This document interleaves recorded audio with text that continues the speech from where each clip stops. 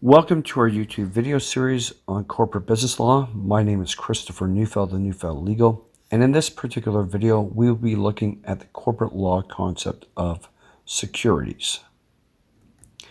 What is a security? A security is broadly defined, both in the United States and in Canada, to be any document evidencing title to or an interest in, among other things, the capital, assets, profits, or property of a person or corporation. In addition, a number of different types of agreements and instruments involving monetary consideration are specifically included in the definition of security, including, among other things, notes, shares, stocks, treasuries, bonds, debentures, options, or privileges on a security. With that being said, one needs to delve into the jurisdiction's securities legislation and the interpretation thereof, both from the courts and the securities regulator, to understand the specific nuances associated with what is and isn't a security. In the United States, we look to the Federal Securities Exchange Act of 1934, starting with the definition of securities in 15 U.S. Code, Section 78C, Sub A, Sub 10. The term security means any note, stock, treasury stock, security future, security-based swap, bond, debenture, certificate of interest, or participation in any profit-sharing agreement, or in any oil, gas, or other mineral royalty or lease, any collateral trust certificate, pre-organization certificate or subscription, transferable share, investment contract, voting trust certificate, certificate of deposit for security, any put, call, straddle, option, or privilege on any security, certificate of deposit, or group of index of securities, including any interest therein or based on the value thereof, or any put, call, straddle, option, or privilege entered into on a national securities exchange related to foreign currency, or in general, any instrument commonly known as a security,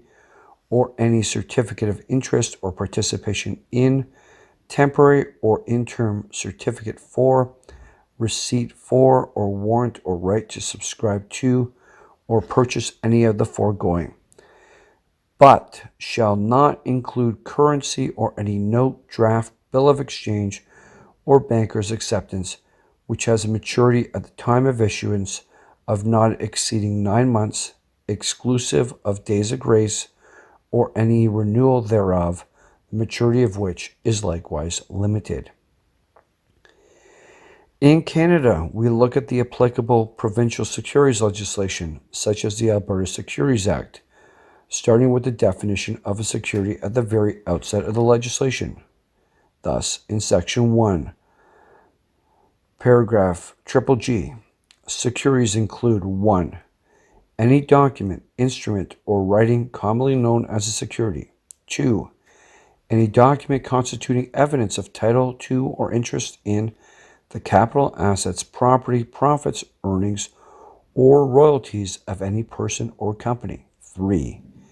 Any document constituting evidence of an interest in an association of legatees or heirs.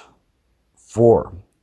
Any document constituting evidence of an option, subscription, or other interest in or to a security. 5.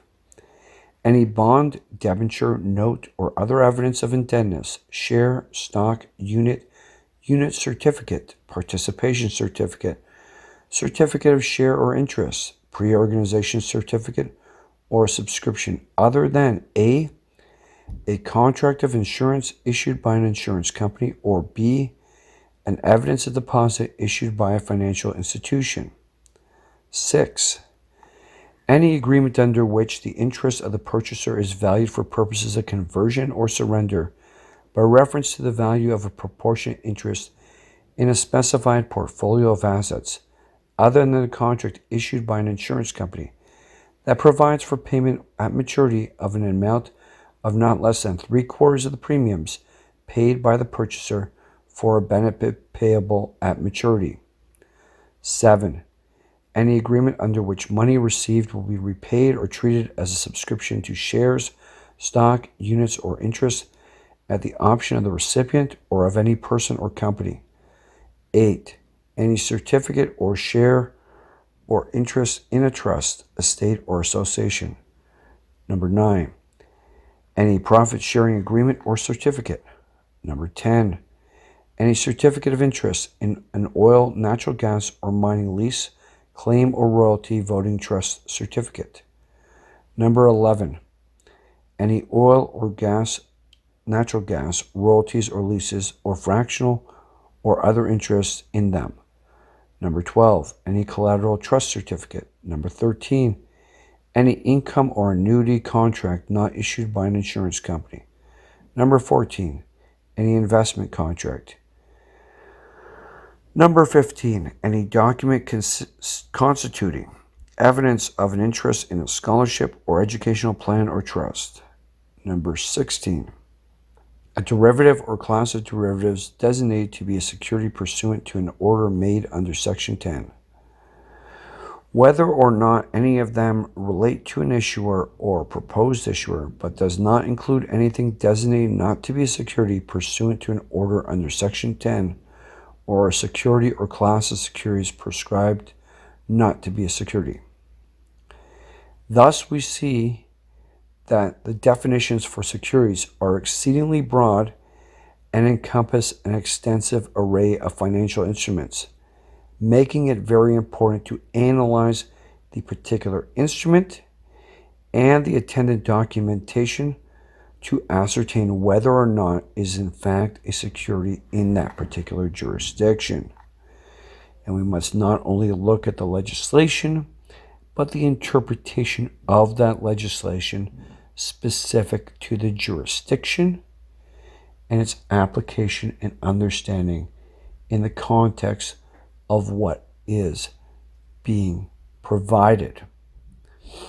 Because very much is securities, yet there are exceptions to that, and one needs to be cognizant of the fact that there are exceptions.